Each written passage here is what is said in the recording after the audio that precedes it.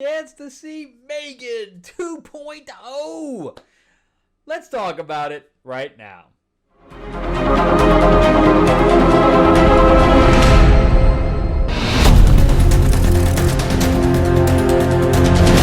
Welcome back to the channel, everyone. Thank you so much for spending time with me as we rant about movies, comic books, and television shows, as well as the occasional board game. I am your host, Frank Zank. I'm an award-winning screenwriter, novelist, and comic book writer, as well as a filmmaker. And yeah, we're going to talk about M3GAN 2.0, based on the very famous, to some degree, M3GAN movie that was, or M3GAN as they call it, that was released a couple of years ago. Before we jump into that, remember to give me a like, give me a thumbs up if you can. If you can't subscribe, please do. Ring that bell, ding, ding. And share this video out there if you can as well. Plus, if you'd like to read anything that I've written, you can go to Amazon.com and just type my name in, or there's a link in the description below. You can check out my 4-novel sci-fi series, Destiny Aurora, that was turned into a board game and RPG, as well as a graphic novel. It's also on Audible. All my books are on Kindle, and also my fantasy book, Tales of Ravenor, the Iron Witch. And definitely check out my new graphic novel, out on Kickstarter right now in pre-launch mode, Fairy Tales of Terror, including a psychotic Cinderella murderous Captain Hook, who also now has his own Tinkerbell kind of character, his own fairy. It's a fire fairy this time. And they are being chased through New York City as they spurt blood on the walls from their kills. And they are being hunted by Tiger Lily from Never Neverland.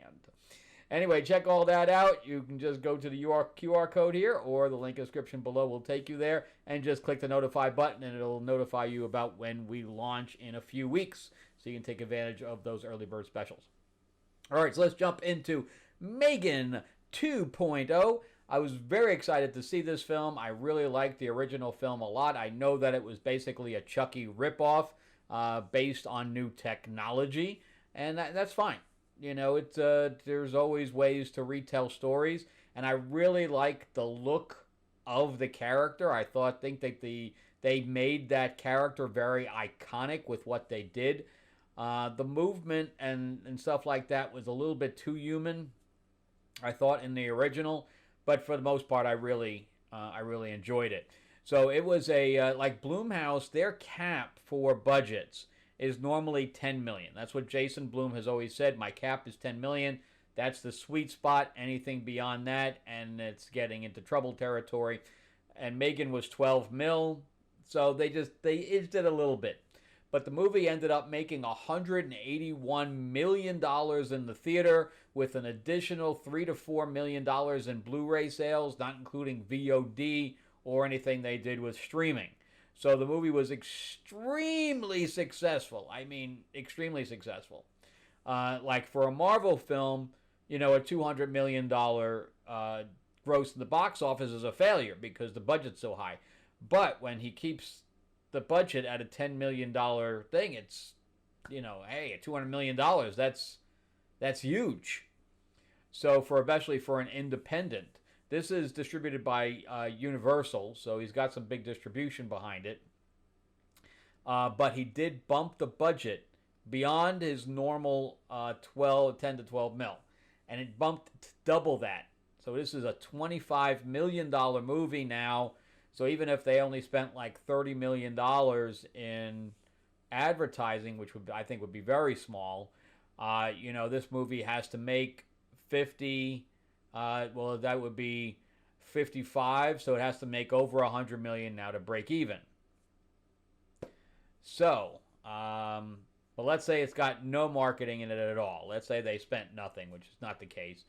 But let's say that is the case. So now they're at 25, and 25 is 50. So it has to make at least 50 on the budgetary side outside of any kind of marketing. So just say 3 times, it's 75 mil. Let's do that.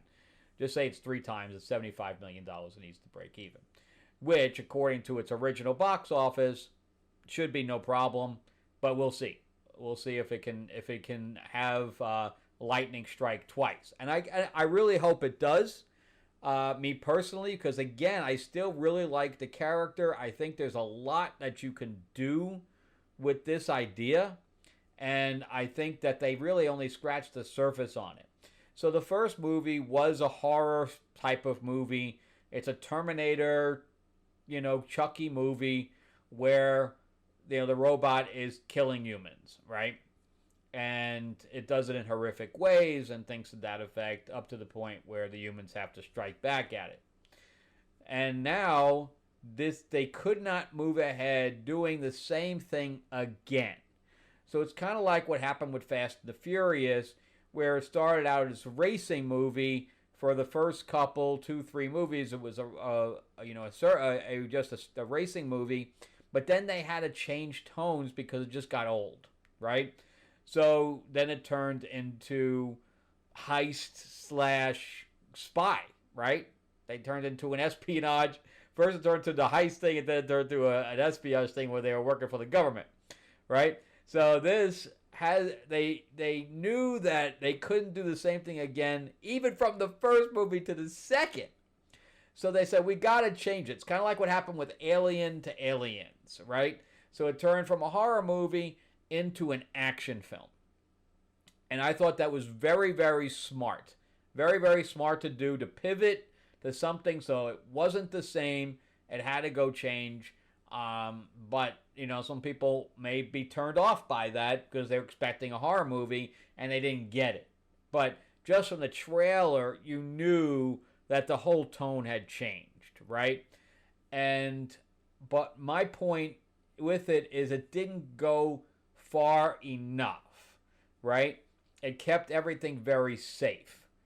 So that's my issue with it. I did enjoy the film overall. I thought it had a lot of good stuff in it. But the plot line... So this is written and directed by Gerard Johnstone, who also did the first, right? He also wrote and directed the first one, so they brought him back. I think James Wan was also involved in the first one. But this is the part that's a little weird for me, because the co-writer on this, which she's actually dubbed first, but I'm just going to call her co-writer, is Akela Cooper. And Akela Cooper, even if the Johnstone character guy is not a good writer, she wrote the first one with him. She also wrote *Malignant*, *Nun 2*. *Nun 2* was *The Magic Order*, *Star Trek: Strange New Worlds*. She wrote 10 episodes of that. *Jupiter's Legacy*, 8 episodes of that.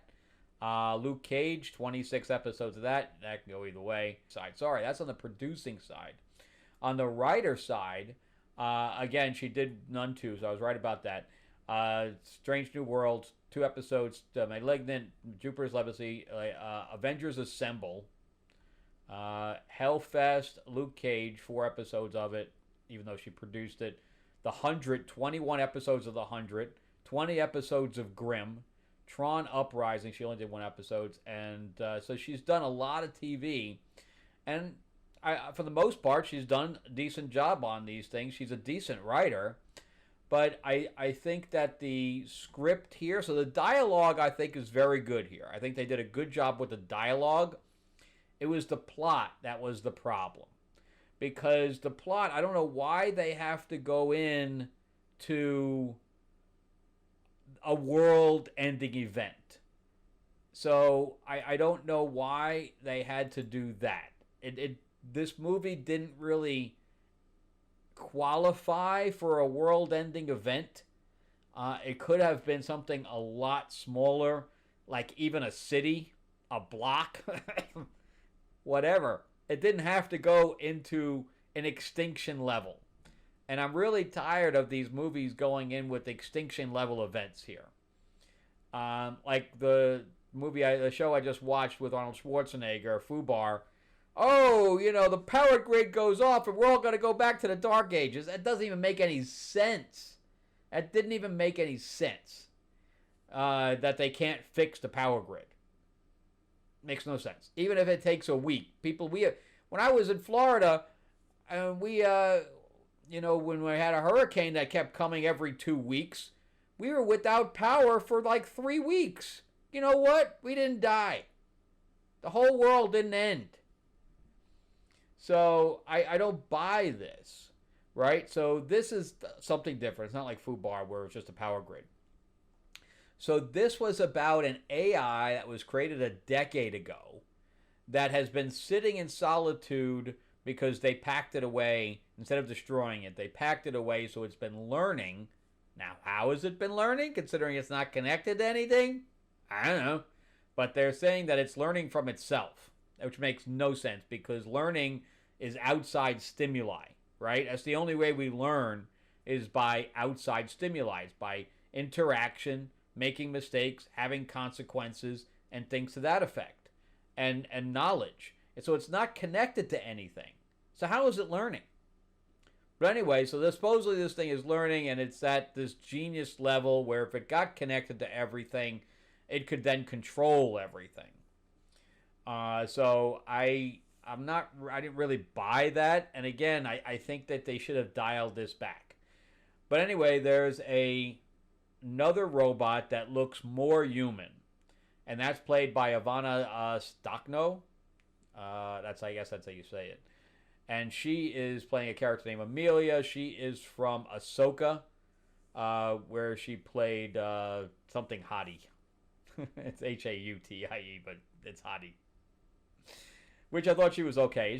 She's good in here too, But again, the issue is, why does she look more human?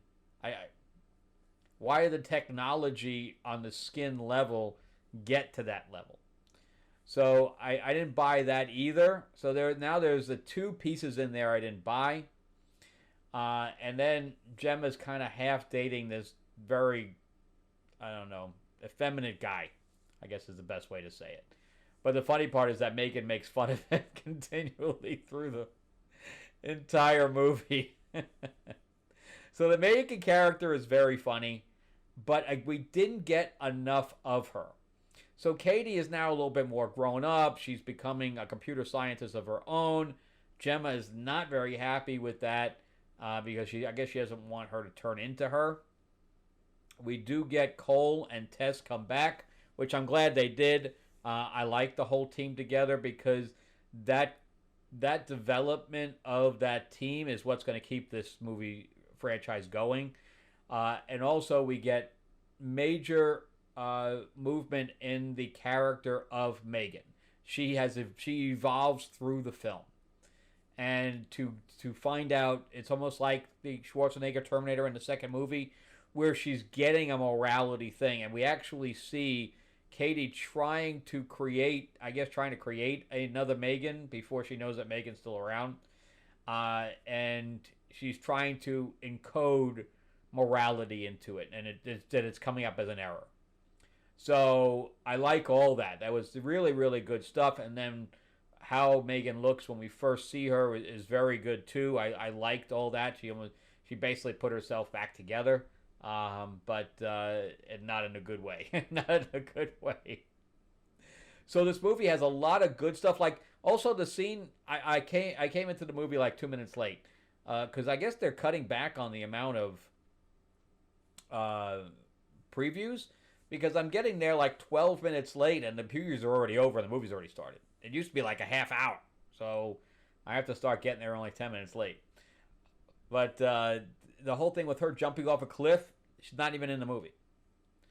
The best part of the movie is that part of the convention, in my opinion. But I thought I was going to get to see a lot more Terminator-type ass-kicking between the two robots. Barely any of it.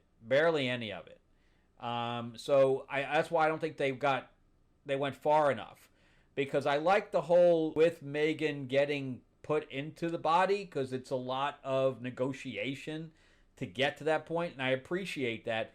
But I really thought once she was in the body, it was going to be nonstop action all the way.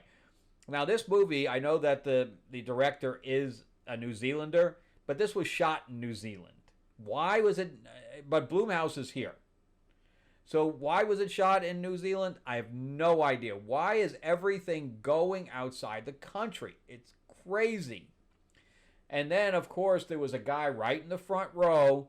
So I'm like 4 or 5 rows back. Guy in the front row with his phone on. So I give people time. You know, if it goes off. Okay, so it was on for 3 or 4 minutes, off. Immediately back on, 3 or 4 minutes. And they don't keep it down here. It's got to be up here so everybody can see it. It makes no sense. And I really tried to just blow it off. But I couldn't because my eye kept getting drawn to this thing. And for an hour, he would turn it on, 3 minutes, off for 30 seconds, back on, back off, back on, back off, back on, back off. And I'm like, you know what, man? I'm done. I am done. So I went down there and I gave him a talking to. And I think I scared him more than anything. Because I was like, dude, turn that phone off, put it away. And he's like, oh, okay. And you know what? To his credit, I did not see the phone again for the rest of the movie. So, of course, my adrenaline was pumping. So I had to calm myself down. But I wish they were all that easy, you know, where they don't put up a fight. And because that's what I'm already ready to, you know, grab them around the throat and throw them out the fucking door. But anyway, it didn't. Thankfully, it didn't escalate. One little thing and no phone. It was great. So for the last hour, I didn't have to deal with the phone.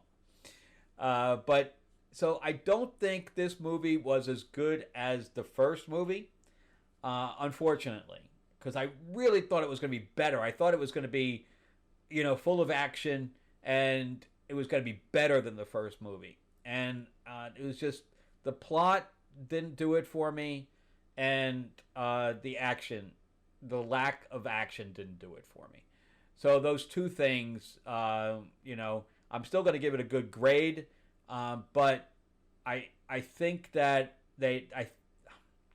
I think that the basic IP hasn't found its way yet. Right? So we established it in the first movie. The second movie was an experiment to find out what worked and what didn't. And there was a lot of stuff that worked. But there was a lot of stuff that didn't. So I think if they get a third shot at this, that it will find its way. You know, like Fast and Furious 2 was not that great, right? Fast and Furious 3 was even worse, right? But I think by 4, it actually finds its way, right? And people can say, oh, you know, that it's, you know, completely jumped the shark at this point. And I'd agree with you. Because eventually they run out of shit to do because they're on like 11. But this still is in the baby phase as far as that's concerned. So with only being number 2. So I think by number 3, I think they can figure out where they want to go with it. And I really want to see this whole team back again. I really do. And so I got, you know, the first one's up here. The second one's kind of down here. And I think it can go up. I really do. So because the character is very, very interesting. And I love the snarkiness of it. I love how, you know, the conflict with the humans, and, you know, how she's still learning but doesn't really agree with what a lot of what the humans do. We don't get to see that a whole lot in like robot stuff. Normally it's like, I'm going to kill you all and that's it, you know. Where here or I want to be like you, you know, like a Data thing. Where here it's more like, yeah, I don't really agree with your choice of men and all this other stuff. So it's got that humor, but it's also a learning thing for the M3GAN AI. I love the look of the mask. The voice is so iconic now. I like how they have the hands. Even you can even see the joints in the hands where the skin doesn't match up. I like all that, and I like how they did the robot body in this one, where you saw it without the dress. Also, the dress is better, I think, in this one than in the last one. I really hope they made a Hot Toys of this one, and I really hope they make a Hot Toys of the new version as well. So I hope it does well enough to get a Hot Toys out, because I'm going to get it. All right, well, that's it for me, but I'm going to give this out of 10. I'm going to give it a 7.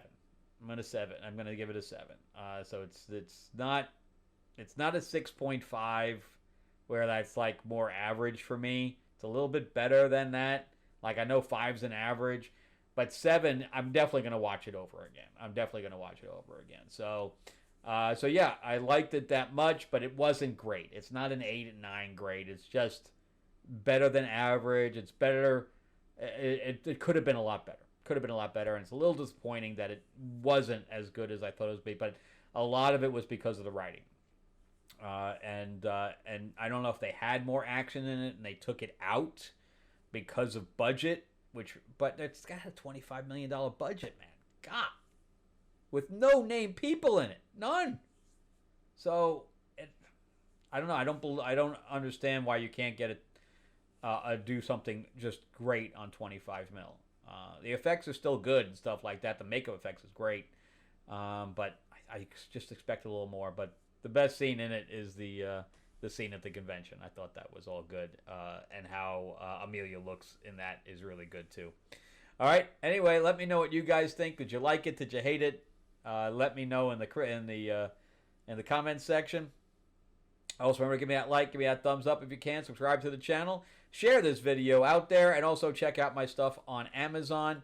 And Fairy Tales of Terror is on Kickstarter right now in the pre-launch phase. Go to the QR code. Yes, I got it right. And this is why I can't act. I don't know the difference between camera right and camera left. And or you can click on the link in the description below, but definitely jump in there. We are at going into 260 followers right now. I'd love to hit 300 by the end of the weekend. All right, I'll see you guys soon. Have an awesome week.